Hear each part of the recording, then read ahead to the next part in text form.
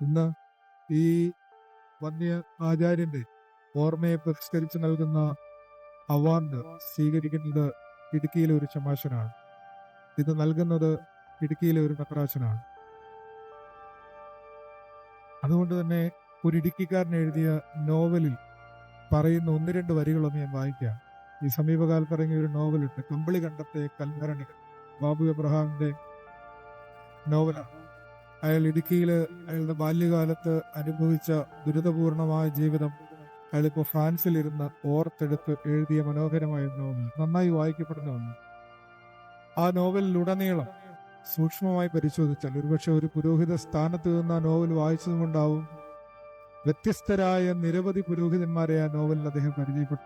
അദ്ദേഹത്തിന്റെ ജീവിതത്തെ ഗുണപരമായും നിഷേധാത്മകമായും സ്വാധീനിച്ച ഒരുപാട് പുരോഹിതന്മാരെ, മഹാപുരോഹിതന്മാരെ അദ്ദേഹം ആ നോവലിൽ അവതരിപ്പിക്കുന്നുണ്ട്. ഇതിലൊരു പുരോഹിതൻ നമ്മുടെ പാവങ്ങളിലെ ജിൻവാൽജിയെ പോലെ അതുപോലെ ശ്രേഷ്ഠനായ ഒരു മഹാപുരോഹിതനാണ്.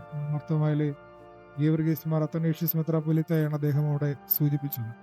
എന്നാൽ മറ്റൊരു മഹാപുരോഹിതനെ കുറിച്ച് അദ്ദേഹം എഴുതിയിരിക്കുന്ന വാക്കിങ്ങനെയാണ്: ഉപരിപഠനത്തിന് സഹായത്തിന് അഡ്മിഷൻ ലഭിക്കണമെന്ന ആവശ്യവുമായി ഒരു മെത്രാന്റെ അരമനയിൽ ചെന്നപ്പോൾ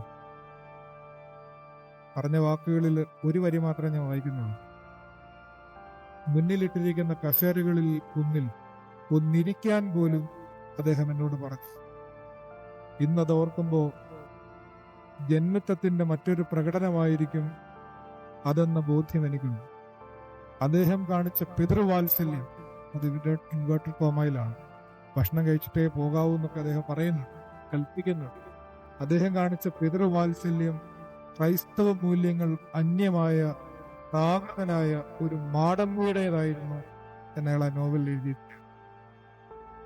17-18 വയസ്സുള്ള ചെറുപ്പക്കാരന്റെ ഹൃദയത്തിൽ ഒരു മഹാപുരോഹിതൻ സൃഷ്ടിച്ച ഇമേജാണത്. അതുപോലെ തന്നെ കരുണയുടെ ആൾരൂപമായി മറ്റൊരു മഹാപുരോഹിതൻ അദ്ദേഹത്തിന്റെ ഹൃദയത്തിൽ ഒരു രൂപം സൃഷ്ടിക്കുന്നു. ഇങ്ങനെ ഒരു പുരോഹിതൻ എങ്ങനെയാണ് കാലങ്ങളെ സ്വാധീനിക്കുന്നത് എന്നുള്ളതിന്റെ ഉത്തമമായ ദൃഷ്ടാന്തവും ഗുണപരമായി സ്വാധീനിക്കുന്നത് എന്നുള്ളതിന്റെ ഉത്തമമായ ദൃഷ്ടാന്തമാണ് കാലാധിപത്യായ ഒരു സുഗന്ധം പോലെ വന്യനായി ക്രിസ്തോപ്പാച്ചന്റെ ഓർമ്മ നമ്മളെ ചൂഴ്ന്നു നിൽക്കുന്നത്.